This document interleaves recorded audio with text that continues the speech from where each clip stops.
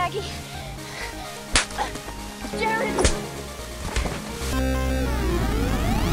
Hello and welcome to the 4th episode of Good, Bad, or Bad Bad, the show where we watch terrible movies and tell you if you should too. I'm Brian Shilligo. I'm joined as always by my co-host Kyle Hinton. Today's episode, we watched The Host, the 2013 film based on the novel by Stephenie Meyer. It was written and directed by Andrew Niccol of Truman Show fame, which was just a stunner to us when we found that out. The guy who wrote and directed Truman Show, Lord of War, and Gattaca. 3 great films. Fantastic. And then this and then masterpiece. What couldn't figure is that one out. going on? Spoiler. Usually we save this for the end of the show. I'm going to get it out of the way right now. This movie's bad. Oh, it's this bad. This movie's bad. Bad. It's so bad. I was blown away by how bad it was. And again, not the way it looks and the acting, all that stuff's fine. Everything's passable, but the story is so awful. It's so weird as this guy wrote The Truman Show, which is so well written. Yeah. It's so unbelievably well written. And then he does this, and you're just like, what the fuck is And that's the thing that's crazy about it to me is that obviously he's adapting it from a book that's garbage. Yeah. But there are lines and pieces of dialogue and moments where it's like you had creative control enough to be like, we probably shouldn't have this line in there, this dialogue in there, where it's like, what is going on? There's one line in the movie where as soon as it happened, I go, okay, I don't care if that was in the book. You had creative control. You shouldn't have put it in the movie. Yes. And that fucking line is, I saw evidence of humans. I saw evidence of humans. I saw evidence of humans. I saw evidence of humans. I saw evidence of humans. A character says, while looking for these humans in the desert, they're flying in a helicopter, she literally says, I saw something. Pause. Some stuff happens. I saw evidence of humans. I saw evidence of humans. Brian, I think we need to afford what little backstory we can actually give on this film. I just had to get into that right away. Oh my god. That just kind of affects the whole thing. That line and the way she delivers it is pretty perfect. I saw evidence of humans. So, breaking right into the film, we're treated with a narration by William Hurt about how this alien species has implanted itself into human beings and has basically solved all the world's problems. The only problem is it's not really human beings anymore. It's more of a really happy, really good society. Everything is perfect. No violence, no anything, but they're genocidal maniacs. Yeah, what the...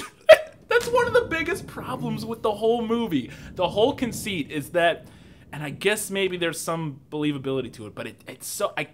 I had a hard time buying the initial setup of there's this perfect, advanced alien race that is completely non-violent and everybody's happy and just lovely all the time, but they're they just murdered an entire planet worth of beings for the that. How does that mesh? How do you make those two ideas work? It doesn't. It's so ridiculous. It's like contradicting and just you're forcing. It's a force against a force. Yeah, the whole precept of the movie falls apart immediately in the opening narration where they go, "The earth is at peace. There is no hunger. There is no violence." But they're not human. All the humans are dead because they were killed by this perfect, peaceful alien race. Knowing that, we are treated with the adventurous exploits that are quickly ended by this girl from Louisiana, Melanie Strider. Who is portrayed by... she's an Irish actress who's actually also in Hannah and a bunch of other things. Her name is Sorcy. I looked up how to say it, and I still couldn't figure it out. She's Irish, playing a Southern person, and her accent. you said, oh, I remember we got about like a few minutes into the movie, and all of a sudden I was like, wait, is she supposed to have an accent? I didn't even notice it for the first like 10 minutes, and then all of a sudden she said like one word that was just like, I hate you. The most southern twangy thing that has ever been said. And up until that point, she just sounded like a normal, like American, like generic American. Sooner or later, she'll work out where you're going. And it was so on and off was the problem. It was so not there one time and then poured on as thick as you possibly could fucking pour on a southern accent. I'm doing the dude version of what she does in this movie. Where she's like, I'm from the south, like all of a sudden, but then the rest of the time it's like just normal, and then it's just like twang. And I'm like, come on. It feels like her accent coach was like there for like half the days. She was she's doing the, because it's all voiceover. Yeah. She's doing. That's fucking brilliant. She's doing the ADR, like she's in the booth, and like her voice coach is like, I'm sorry, I'm running late. You got to start recording without me. And she's like, I don't know what I'm gonna do. She's like, just go try it. And then she gets there, and then the accent coach gets there, and so then the rest of the lines are like, it's so stupid.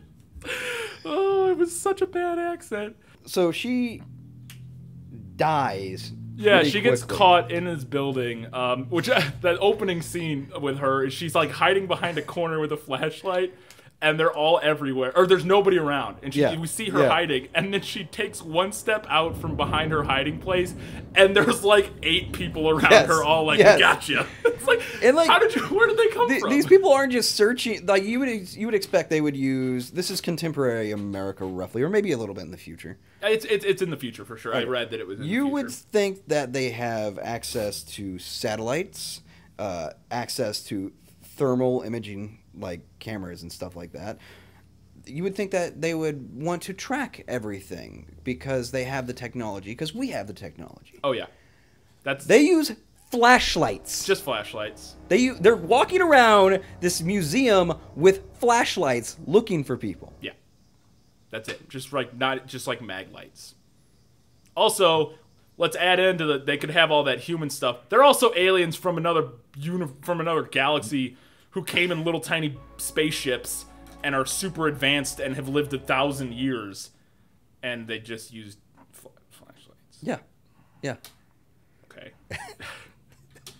So she jumps out of a window to save her family or her brother. And her boyfriend. She doesn't want to be turned into one of them, so she jumps out of like a 5-story window. She hits the ground with such force that she leaves like a crater. There's a crater in the ground where she felt like where she hits, but then when they come down and find her body, she like her hand twitches and they're like, she's still alive. Let's take her in. Like, okay, maybe she'd still be alive for a few minutes. When they're trying to bring her back to not dying mode, yeah, they're like, she's strong. They have their technology that they have brought to this world is like an aerosol spray bottle that just... It's literally the only technology but it's the most advanced, amazing technology that has ever... They're like perfume bottles that you spray in the person's mouth. Okay, they list off all the things that happened to her, from falling 5 stories on the pavement. They're like... Barely a bone not broken or organ ruptured. I cannot tell you why she is not dead. She's literally like a pile of mush contained in skin. Like she's just mushiness inside of a skin package. And they spray her one time in the mouth with this spray. Everything heals instantly. Oh, and you know exactly what these bottles do, because on the back of them it says pretty much that. There are ones that says heal, peace. Peace is the knockout gas. Yeah. There is cook. There is a spray bottle that cooks your food. What? That doesn't even make sense. There's one that says clean. And we're talking about the scene where and they're in a hospital later, and the best part about that is they have this thing full of all of these bottles, and it's that all do different things in a hospital. So assuming they're all like different like medicine type. One of them happens to be cook, which doesn't make any sense. But in the very first scene of the movie, she has like every possible injury you could have. Barely a bone not broken or organ ruptured. Why do you have 1,000, and there's like hundreds of them, why do you have all these different bottles that all do different things when there's one that says fucking heal and it does everything? Why? Why? Because they're Kyle, advanced aliens, Brian. They're advanced technology aliens. But I don't get that fucking heal one does it all. You don't need any other ones. I don't know. Sorry, I just looked at my notes and I have this thing that says, "This is retarded and I hate it." That's all I got. And that was 7 minutes into the movie. Oh, because that was right after. Yeah, it was right after the call me. Wander. Call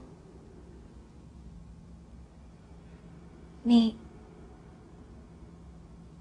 Wanderer. Fuck you. Oh my god, it's just so stupid. And that I don't understand. Like, apparently the aliens are in full consciousness control, right? Yeah, when they put the aliens into the person's neck, they completely take over. What I don't understand is why these aliens don't have their own language. Nope. Also, they seem to, and it's very convenient, at least for our alien, who's called the Wanderer, who's in our main character, seems to be attracted to human dudes, which is convenient for that little semen caterpillar to be like really into. This is literally what these alien beings look like. Is a semen caterpillar. It's the only thing you could describe it as. It looks like a caterpillar made out of semen. Done. Description over. That's all there is to it. I am not sure how or why, or there's got to be something wrong with the Wanderer, because like it wants to help. It's the first alien in the history, apparently, of all these aliens to decide, hey, maybe murdering all these humans isn't a good thing? You believe the loss of your will is too great a sacrifice. But we have to think of the common good. Call it whatever you want. This is murder. Like, as far as we know, it's the only one that's ever said, like, maybe kind of like, because... And apparently, and this isn't the only time it's happened, because Melanie is still in there, and the alien can hear her now and then. So Melanie's like talking to the alien in her own head. That might be able to work in a novel. That does not work in a movie. No, because the whole first half of this movie is voiceover and flashback. Yes. And every scene is a flashback for the first 45 And it has like minutes. a foggy like tube effect. It's all blurry, like, and I don't know. Yeah, like half, but it's like half the screen is blurry, and then the rest of it's normal. Or like, oh my god, it makes your eyes hurt looking at it. Like, is that in focus? Is that out of focus? I can't. It's making my head hurt. And it's every scene. 13 minutes into this movie, I wrote, we're 13 minutes in, and if I never see another flashback in any movie in my entire fucking life, it'll be too. It's every scene is a flashback. Yes. If you were to cut out those flashbacks, it would be like a 5-minute intro. And the movie'd be 45 minutes long. Yes. It'd just be the end. Oh my god. So she is able to convince Wanderer to basically like break out of the place where she's being kept. Right? So they're trying to get the bad guys are trying to get the perfect alien race without violence. Bad guys are trying to find the other humans, and so they're asking the Wanderer to like figure out where they're from or like where they're hiding or something. And she gets this memory and she scribbles down.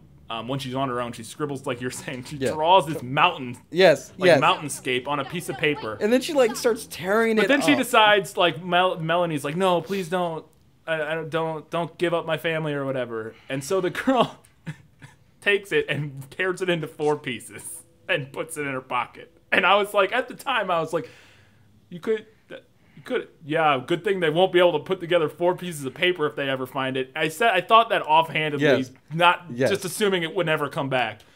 Totally comes back later after Mel convinces the Wanderer to run away and like go help her find her family, or I don't even know, who cares. We have to get out of here. We? Yes. Put the chair against the door. And they're like looking through the Wanderer's room, and they find the pants she was wearing, and pull the paper out. It's just fucking 4 pieces, and they just put it back together. And I was like, I can't believe I called that. That's so fucking stupid. Why did that actually happen? In the future, we know that the only technology that exists is Apple computers. Yeah, they all use apples. And she has taped this map or this landscape back together and is clicking through a bunch of like Google Earth images. She like puts it in the computer and like runs a scan like it's a CSI episode, Yes. and it's like. This scene is so stupid because they have this technology that you can take scan a hand done drawing into a computer and then have it like try to match against actual pictures of real places in the world, and the computer can match it. And this is how she fucking finds where the Wanderer's going. So they have pictures of literally everywhere on the planet Earth. At every angle. From every angle and distance. Because if you're 20 feet further back and 5 degrees off, it's not going to match up. It's going to be different. But so they have that technology. But they still fucking drive around in cars. Kyle, this is another main problem I have with this movie. All of this super advanced, brilliant alien heal you with a spray bottle race drives around in regular cars, regular helicopters, live regular human lives. It's like, what's the point of taking the human body?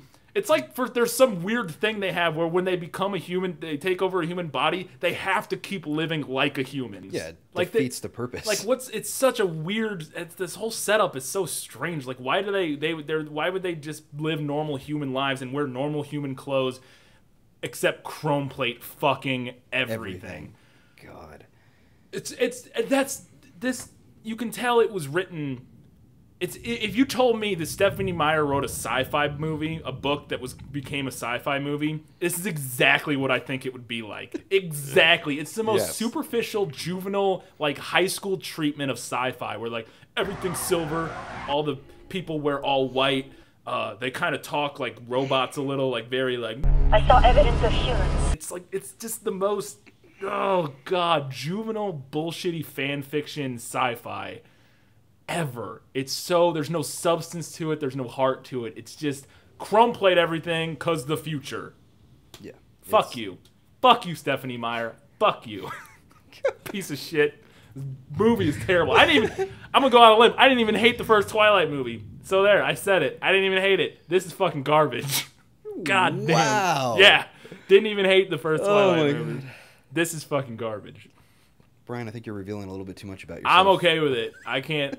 This is so bad. This movie is so fucking bad. Oh my god, it's awful. Ugh. This is it. Let's get to the point where we both lost our shit when we were watching this movie. This is the what the fuck moment of the entire movie. Yes. Oh my god. She makes her great escape.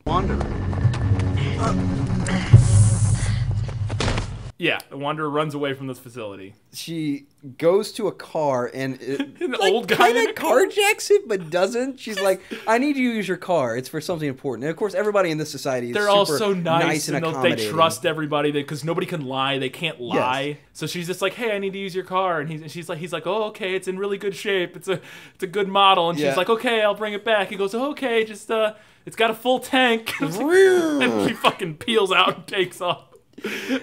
May I borrow your vehicle? Please, it is important. Certainly. Can I be of assistance? No, thank you. This is an extremely reliable model.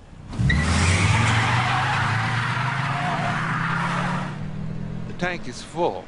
So she's like, you think they're heading to Fort Worth because that's where her healer is. I guess that's the guy that's She said supposed she to needed like to go to find the healer. Or But something. like she's being like bombarded and the viewers with fucking more memories, more flashbacks, non-stop flashbacks, and we get to the point where like like all just boning Yeah. or like making out in the Yeah. rain.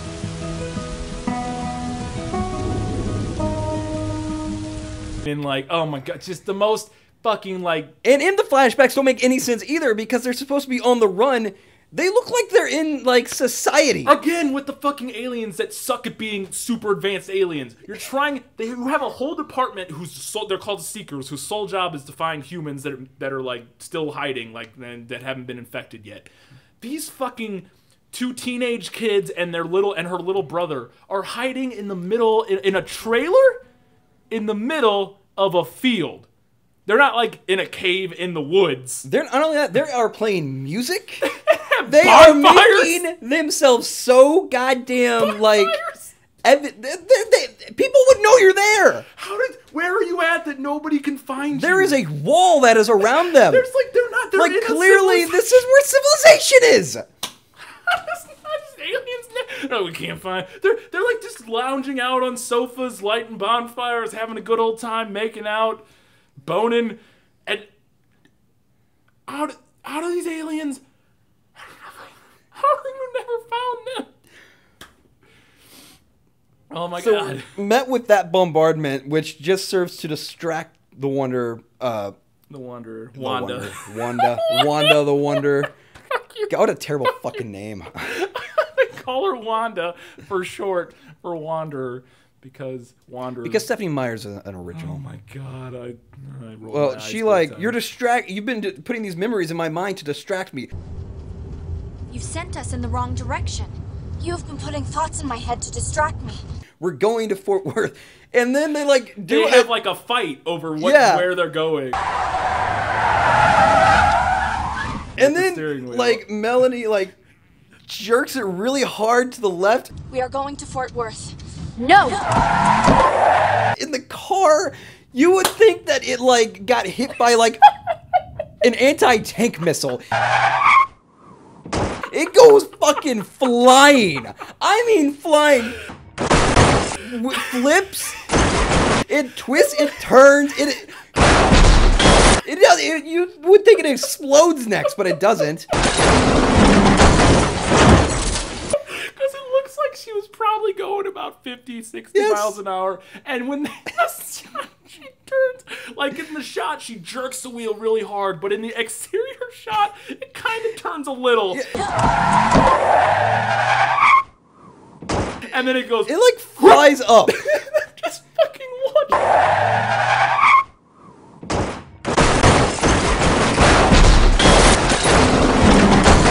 What it reminds me of is like those hydrofoil boats that like get enough air where they just start fucking gone and they like disintegrate. And then she's okay. She's fine. Relatively. Like, well, she's hurt, but she kind of gets out of the car. Good thing she's wearing her seatbelt, I guess. Yes. The car rolls like 80 times and is a pile of scrap afterwards. And then right after that, she's like, well, now that we're stranded here, might as well walk to the desert where my family is. Which we don't really know. So she goes, well, might as well get walking. And she starts to walk. Finds a little bitty 8-ounce bottle of water. The exact spot where she's standing. She goes, okay, we need to walk into the desert now, this unforgiving desert in New Mexico. And she looks down, there's a water bottle sitting there. It's like, We head east. Come on.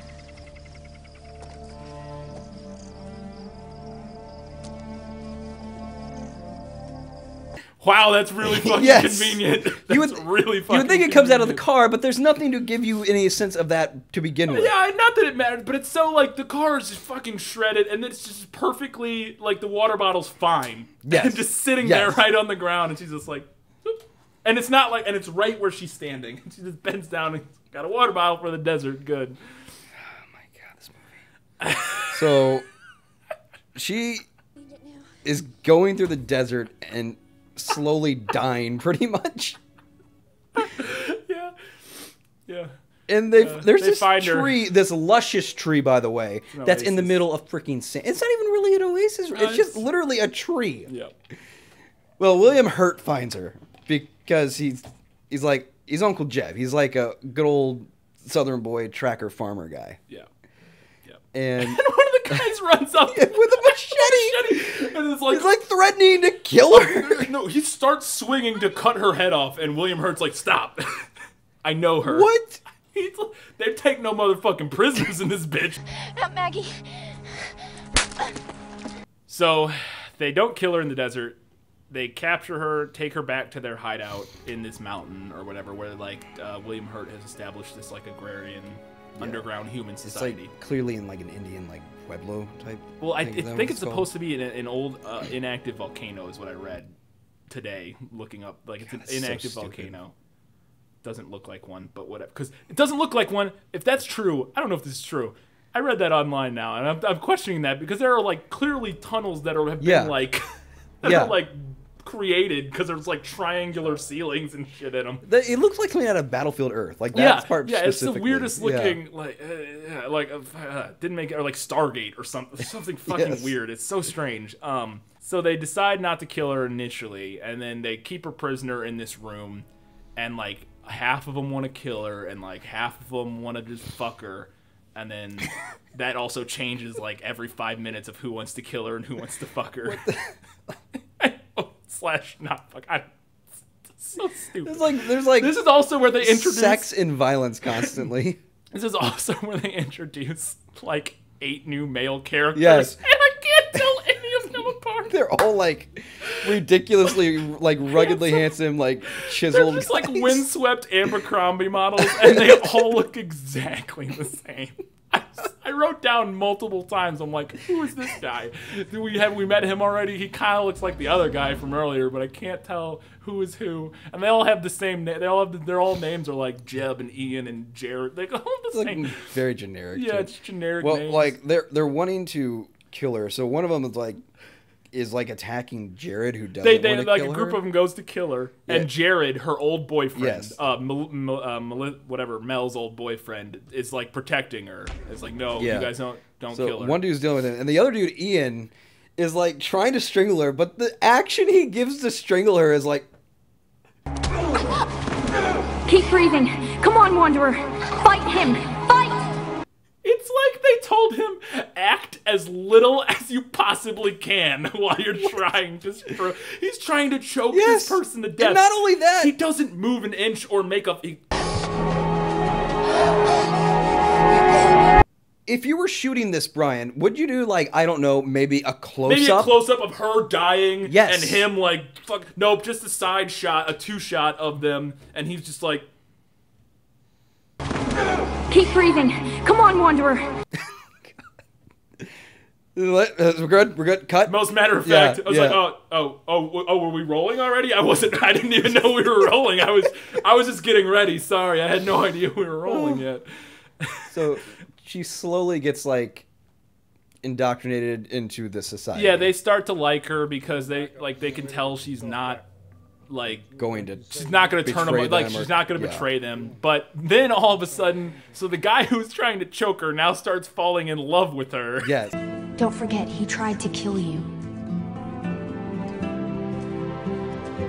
Did you hear me? He tried to kill you. And the guy who was defending her old boyfriend, starts fucking hating her. Yes. Aaron and Brian are dead, thanks to the seeker looking for it. What is going on? Switches because of course we have to have this weird fucked up love triangle because it's a Stephenie Meyer book. But the best part is, so quickly, at least in the time frame of the movie, does our main character go from this Ian guy, I believe is his name, the blonde, trying to choke her to death. Like 2 scenes later, he gives her some water and she's like, Don't you dare smile at him. I gotta fuck this I gotta fuck this guy. Yeah. He's way too handsome. But like, I know he tried to kill me and really hates everything that I represent and am, but he's really fucking handsome, and I'm just a silly, dumb woman, so I gotta fuck him. So in this society, they do have to resort to some, like, securing of supplies. Yeah, they have to go out and steal stuff because they can't grow enough food, I guess, essentially. The method they go about that just proves how incredibly inept these aliens are at being aware of anything. It's so ridiculous. It's so ridiculous. Go ahead. They go in these trucks, which everybody seems to own, and they're like army Humvee things, kind of. They're like almost military-esque, like trucks, and they drive out, and you think, okay, are they gonna incognito? What the? Yeah, during the day, like during the day. Yeah. So they're driving under this bridge. Well, this. So also during this time, this is after she's figured out where they're hiding with the computer. Like, so she knows they're in this mountain range, and she finds the mountain range, and so she's flying around in helicopter. The bad Diane Kruger is flying around with the other people in these helicopters, looking for this hideout where they are, and so they're looking for them while these people go out on this to go get supplies or whatever.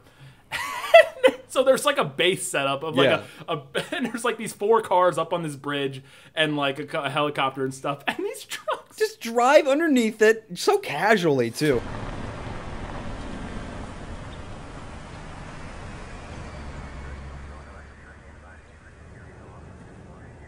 They're like 200 feet away from all the aliens that are looking for them in giant military trucks, like right along underneath them, and it's like, fuck. What the hell? They're right there. And they seem to be very far away from any society, because by the time they get to the place they're needing supplies, it's nighttime. Yeah. No, it's still daytime. We skipped the nighttime raid. We skipped that completely. We're just talking about the daytime one right now. I'm 99% sure. Because remember when they come back after getting supplies, it's still daytime. Because I don't think because they run into that's when the wall driving scene. Yes. So it's all daytime. All right. Well, but there was one at night, but that was the place earlier. where they go to secure supplies. What's it called, Brian? It's called store. It's literally just called store. It's like a Walmart that just says store it's across like an it. IKEA that just says store, and all the food is all just the same. The like same yellow. Yeah, and it's all free because they don't have money. I guess like you just take whatever you need and leave. Yeah. It's like this weird communist-y style thing. So after they leave the store, they're coming back. You have the 2 main characters, and then you have these 2 other characters, like irrelevant. So Characters. it's like, I wonder if they're gonna live. Yeah, no. They're the red shirts of this. There's a scene where they're like driving back, and they take off these sunglasses. They're both wearing these like that we have Ray-Bans. not seen beforehand. It's like this significant shot of them taking. It's like you're like that's supposed to be important that they're taking their sunglasses off because they both do it at the same time and they look at each other like yeah. And they're like, okay. And then I thought about it. I'm like, they never established that sunglasses were any sort of thing. But then I thought about it. I was like, okay, maybe like you're wearing sunglasses. They can't see your eyes, so they don't know you're an alien. That's really fucking dumb because all they have to do is ask you to take your fucking sunglasses off. But, okay. So, and then, but they don't establish that at all. They just show this shot. And I'm like, well, they must be back safe because they're taking their sunglasses off. They must be like back towards their base. No, they're still out on the middle of the road. No, and there's like... And they show the other guys in the trucks, and they're still wearing their sunglasses. It's so fucking dumb. It doesn't make any sense. And then, on top of, even if you got to a place that's safe, that you don't think you're going to get caught, you're still driving during the middle of the day in the desert. Sunglasses help you to be able to see when it's really fucking bright out. Why would you take them off? So... Then what happens is... Diane Kruger spots them. Finds the trucks. Yes. It's like, oh, they're moving a little bit faster than everybody else. Exceeding the speed limit. Clearly they're... There. That one drives faster than the limit. Because the other guys can only exceed the speed limit ever because they're perfect. Like the aliens, I guess, right? Yeah. So these people are exceeding the speed limit, which is like really fucking dumb. Why don't you just drive the speed limit, you dumb fucking humans? You deserve to die. So... The helicopter, like, drops down near a bridge. The dude pulls out, like, an AK and just starts unloading on it. Fire!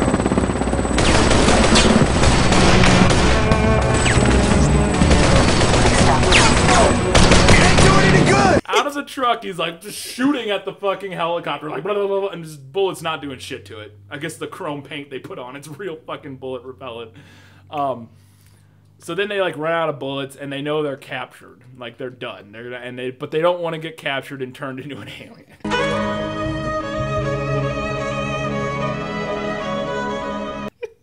So what they decide to do.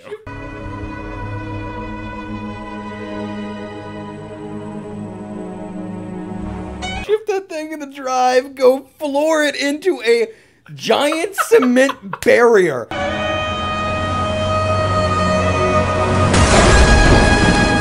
And it doesn't just, like, hit and crash.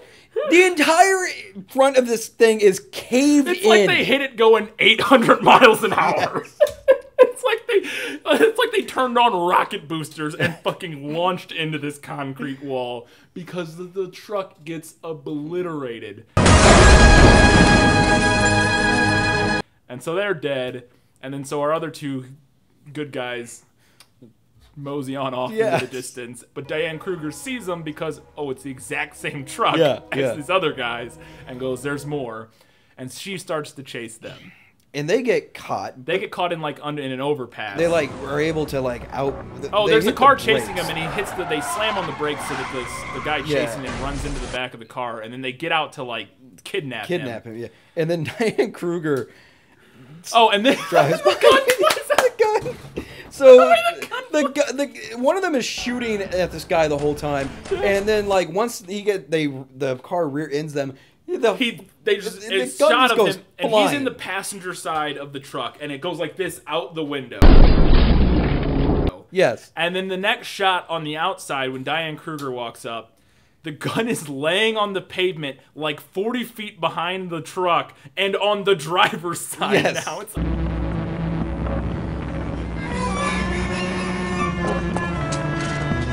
how did that...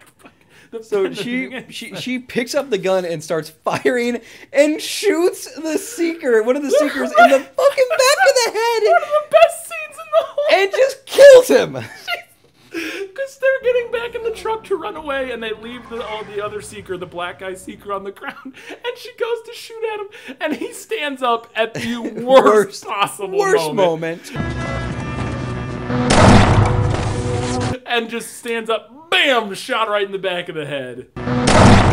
They JFK his ass. Oh my god, it was fucking ridiculous. They escape, and now everybody, all the other seekers are like, this Diane Kruger seeker. This Diane Kruger is fucked up. She's no longer one of us now. Yeah, she's killed. She's killed somebody. Yeah. She was using a gun. That ain't cool. That ain't kosher. But I think there's a war raging in you, Seeker. So this is where the movie starts to get kind of boring. They literally stop everything else that's going on in the world just so they can be like, here's this developing love triangle. And which is cover it for like 30 minutes. It just drags on, and there's all this bullshit about how like when Jared kisses... If Jared kisses the Wanderer, even though Mel's still in there, then Mel gets jealous because he's kissing the Wanderer, even though he thinks he's... And then if Ian kisses the Wanderer because he likes the Wanderer, then it's weird because Mel's still there, but Mel likes Jared. This is what happened when you're trying to put logic into a Stephenie Meyer novel. If I could see this just not operating anymore. I think my brain broke. But oh, and also this whole time she's like, you can't tell all these people that know and love me that I'm still alive in here. Is Melanie still alive? Wanda, please. That my brain is still working. That I'm not gone. Why? The whole time she's like, you don't tell them. Why? I don't know. Like they already accepted her in a lot of ways. Yeah, and then the guy figures it out. Yes. William Hurt in some of the best dialogue in the movie. It's like this is the part where one of the characters just explicitly states exactly what is going on. He's like, and then I started thinking, when they put one of you in our heads, do we still exist, trapped in there? If our memories are still alive, are we? You gotta believe some people wouldn't go down without a fight. Oh, I know I wouldn't go quiet, and I've never seen fight like in Mel. It's almost like Mel's still in there telling you what to do in your brain, and she's not completely dead, and let me just explicitly state what's exactly occurring, even though I should have no idea of what's actually happening right now. Let's not only that, your accent is pretty damn close to William Hurt non-southern accent. Also, there's that scene, it's a line that I wanted to... And when Ian and the Wanderer are up on top of the world, they go outside for a few minutes to like talk about their feelings or fucking whatever bullshit. And they're like, oh, it's all complicated because I think at this point, Ian knows that Mel is still alive. I think Jared's like the only dude who doesn't know eventually. Like her old boyfriend is the only one who doesn't know Mel's still alive in the body. Ian knows. And they're like talking about their relationship, and she's like, "You can't be with me because Mel's still in here, and Mel's always here, and Mel loves Jared, and this isn't my body, and some bullshit, whatever." But she's also like, "But also I love you because you're so ruggedly handsome," and so she's like, "I just don't know what to do." And Ian fucking says, "Let me guess. You have two minds about it." Let me guess. You have two minds about it. Who wrote that line, Kyle? Who wrote that line deserves to be shot. Probably Stephenie Meyer. That person deserves to be shot twice in the head. I don't know why Andrew, was it Nickel or whatever the hell, why he would even bother putting that in. It's so dumb. I was like, I don't know, it's one of the hardest I've ever rolled my eyes at a line of dialogue in a movie. It's like, fuck you. That's something a high schooler would write, thinking they were super clever. This body loves him. Since it is now my body, so do I. Diane Kruger decides to go find them by herself, I guess, for some reason. So she takes the gun that they didn't take away from her after she murdered another one. Which, by the way, she's on the computer probably doing, I don't know, business management shit or whatever. And then, like, in the background, all these guys are, like, in a group. Every other seeker is in a circle in the corner, like, staring at her like, this bitch over here. And so she takes this gun, which I don't know how she even has fucking ammo for it. And they didn't. She shot one of their own people in the head, and they don't take that gun away from her? Yes. Why does she still have it? So she goes back to that Mesa type thing, and they're on raid number 3 or something like that. Well, their lookout, they're headed back. No. They needed to get medicine for Jamie because that's right, because her little brother fucking stabbed himself in the leg with a sickle. So this little kid, her little brother, Mel's little brother, cuts his leg, and this also doesn't make any sense. So he cuts his leg. They have a doctor named Doc, who also works as a lawyer for the military. Yeah, and so we assume that the kid got his leg fixed up by the doctor. Yeah. Because that's why they have a doctor. But we find out that the doctor hasn't been fixing the boy's leg. Instead, he's been trying, they've all been, but he primarily have been trying to slice the aliens just out of humans and yank it out of their necks. Just pull it out and get the humans back. And then Mel / the Wanderer finds this out, and Wanderer loses her shit. No! So Jamie, the wound has not been sutured. It has not been cleaned. They like wrapped a dirty rag around it. And they wrapped a dirty rag around it. Your leg should be better by now. You need to see Doc. I just came from there. He told me to go and lay down. And I'm like, what? Okay. So from the time he cut his leg until like 3 days later when it's becoming infected, you've been nonstop murdering aliens. You couldn't stop for 10 minutes to fix this little asshole's leg up. They might as well have just put like friggin' Listeria or something right into the leg. Yeah, it's like, why did you couldn't, like, how did you not have time to fix up his leg? So now the little kid's leg's infected. And they need to get medicine, and Wanderer's like, hey, we can get my super alien medicine because that'll fix it. They drive to what we thought would just say on the side of it, hospital. She like takes Jared's knife and like slices the shit out of herself. Oh, she cuts her head and she cuts her arm, and then she wanders into the receptionist. Just puts her arm up on the desk like that and looks at the receptionist. Like there's fucking blood everywhere. Excuse me. Goodness. We have an emergency. And so they take her back there and get her all like patched up, and she steals all the medicine, like the cook, the clean, the Mr. Clean spray bottle. But on their all way, the things that a good woman should do. Let's be honest, right? As she's leaving, there are these canisters that are meant to hold souls in it. She like walks out and they're just sitting in the middle of It's the exact little egg canisters that the souls that they're like when they took the soul out of in the beginning to put into her. It was in one of these things, and it's like the spaceship too. It's like the thing that's the spaceship. Yes. That they shoot him in. Completely unsecure and unsupervised. Just sitting there on the fucking so cart. She like. So we don't know. We don't know she takes them, it, but she does. Some. And so on their way back, they have a lookout who's watching them approach, and then he like looks back.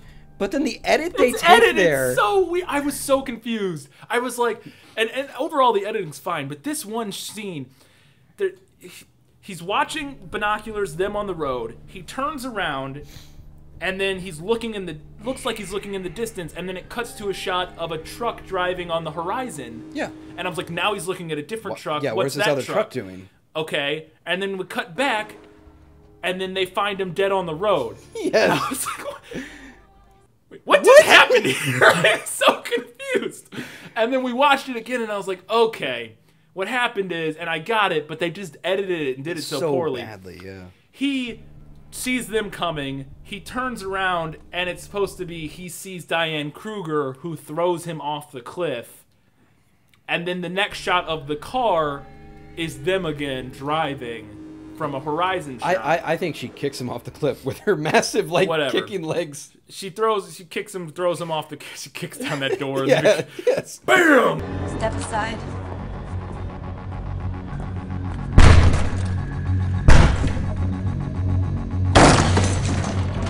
It is this like giant black guy's trying to get in the door, and she's like, "Move! I got it." Kicks it like Leonidas style, kicks it and opens. They get out and check the body. None of them have any weapons or anything.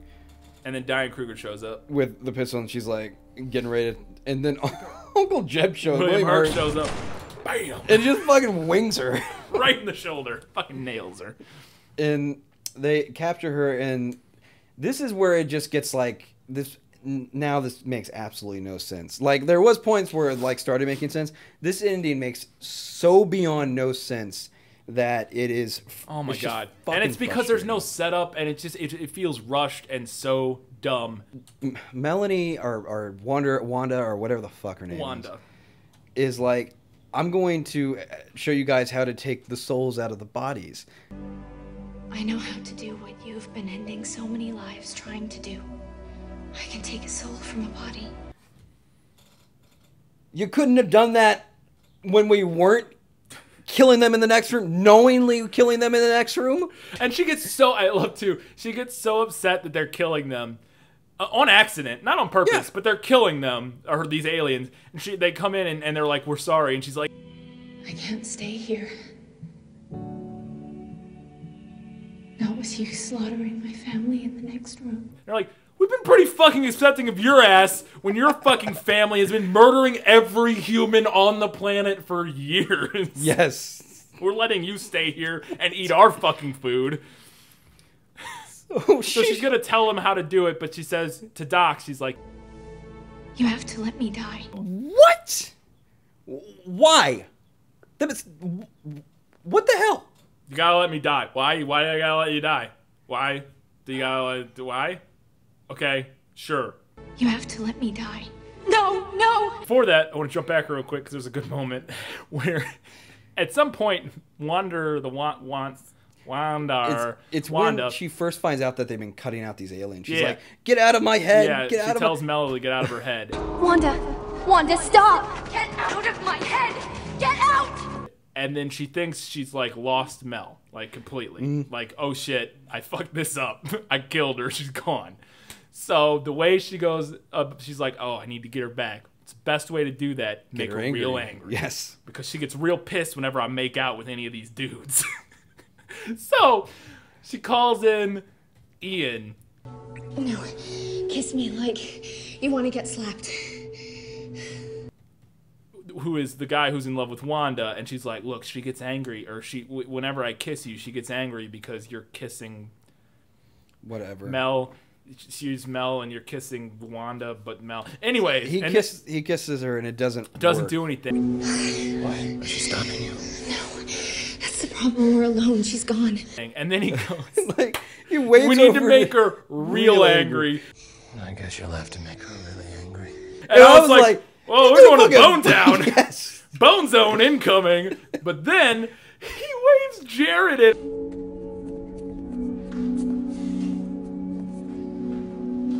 And I'm like, oh shit! Alien threesome? What's going on? Alien threesome is going down. There's nothing that's gonna make Mel more angry than you boning both of these dudes right now. Holy shit. Do it.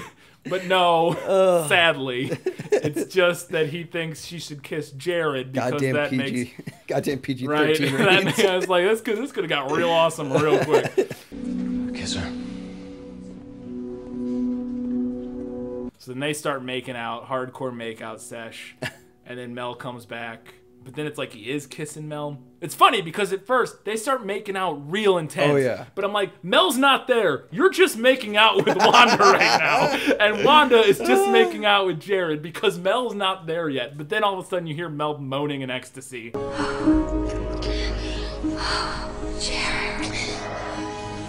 And you're like, oh, she's back. Thank God.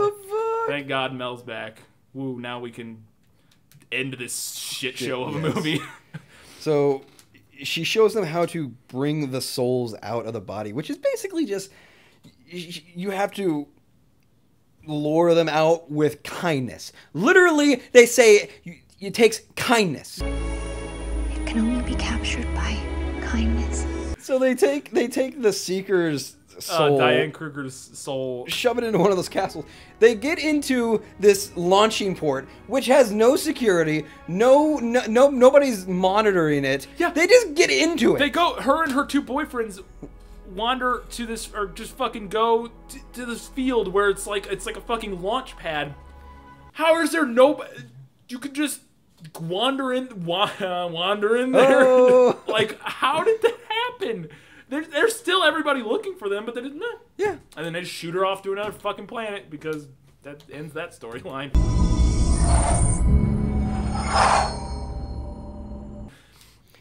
So then, then Diane Kruger just comes back alive, right? Yeah, like she becomes like who she was previously. Yeah, so I mean, like her actual Yeah. Diane Kruger, and she's, or whatever her name is, Lacey or something. Yeah. Just comes back to life and she's fine.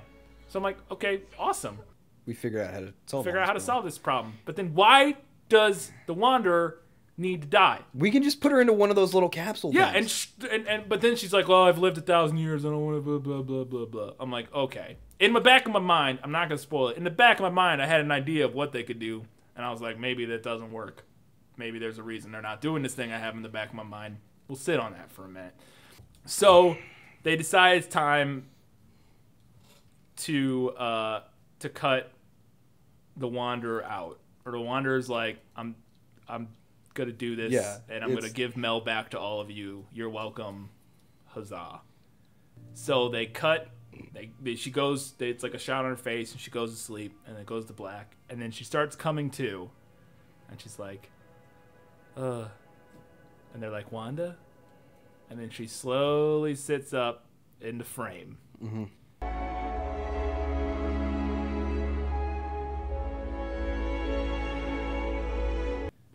Emily Browning. For whatever. Out of nowhere. Emily Browning. Whatever. New person. Whatever. Character. First time in the movie. So what they fucking did was they sliced the alien out and they put it in one of the dead bodies from that they had failed on earlier. There was no setup for that. We didn't know they still had those bodies around. But I remember thinking, like I said earlier, I was like, why don't they just put her in one of those dead bodies that they were just slicing up? Mm-hmm. That would make a lot of sense. That's what they do, of course. But it's this big surprise reveal. Huzzah! I didn't see that one coming, fuckers. Dumb, dumb, dumb. That's where the movie should have ended. Yeah. That's not where it ends. No. There's another scene, and it's the worst scene and ending of any movie that I've ever seen ever, because it makes no sense! They are driving in Metropolis, basically. In the city. And it's the two, now it's Emily Browning, Mel, and then the two guys that they're both in love with. And they don't have their glasses on. Nope, we don't it's know nighttime. What the society They're just like joyriding through the city, like laughing. They get stopped by a guy in a seeker car. With lights. They're like, shit, it's a seeker. Yeah. He even comes out, and you can see. And they put their sunglasses on. He's got the things in his eyes. Yeah. And then he's like, what are you guys doing driving around at night? He does the thing. He's like, take your sunglasses off. He goes, human, human, human, human. And you're like, oh, fuck. But then he goes, hey, they're human. They're human.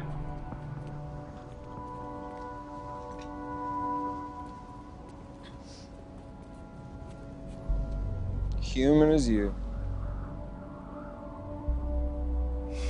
And they're like, oh shit, you're not an evil soul, dude. You're like with the humans. He goes, yeah, I found, he goes, Thought I was the only one who switched sides. Okay. Why is it, none of this makes any sense. No. If he did change sides and is hanging out with these humans now, has society fixed itself? Yes. Is that what they're trying to get across? Are they still at conflict? Or is there still conflict and this is just another group of humans? But if that's the case, why was this guy in a seeker car pretending to be a seeker still when he's just with the humans? Mm-hmm. And if he is, why is he pulling over cars of people? Is he trying to find humans, I guess, to be like, hey, look, other humans. Also, why is he not dressed in white? He's dressed in black because he's wearing whatever he wants because he's not a seeker. But he's not a seeker, but he is a seeker because they say he's a seeker. So, I just didn't understand what the scene was supposed to be doing. And then it's like, just, because if you want it to be like they run into another group, that's all the reason that they do this whole buildup of suspense is like, oh my god, they got caught. Because they just want you to think they got caught. But it makes it not make sense. Yes. It makes it make zero fucking sense, and it's so dumb. And I honestly didn't even know until I was like, okay, so is society fixed? Did the souls stop being evil or something and like they're cool now with humans? Or is this just another group of humans? We don't know. And we don't get to know. No, because there's no... The exposition in this film is insane. It either goes into the insanity of a flashback, which tells you way too much, or no exposition, and you're just like, what the fuck just happened? What is happening? It's so bad. Ugh, hated the end. That last scene was so stupid terrible. Stupid terrible. So... All right. Bad. I spoiled it in the beginning. My call for this movie, bad. Fucking terrible. $40 million bad. Oh my god. It's garbage. And it's not good bad. There are a few moments to laugh at. Yes. Like the car flipping and some other stuff. But overall, it's boring. I was done watching it 20 minutes in. I was like, nope. This is definitely we watched it so you don't have to. All the funny shit is going to be in this. Yes. There's not anything you're missing. There's like 10 minutes of funny in a 2-hour long movie. It's fucking atrocious. The story's terrible. The actors are okay. It's shot fine. Whatever. The story is so fucking bad. It's unbelievable that this got... The only reason it got made was because of the Stephenie Meyer's name slapped on it, like Twilight. Yeah. Everybody who saw Twilight, maybe they'll go see this. They didn't because it flopped. No, all of it did flop. But that's the only reason this movie was made, because anybody who read the script has been like, take this back to your high school literary class and fucking have somebody proofread it before you bring it back to me. Jesus. It's fucking terrible.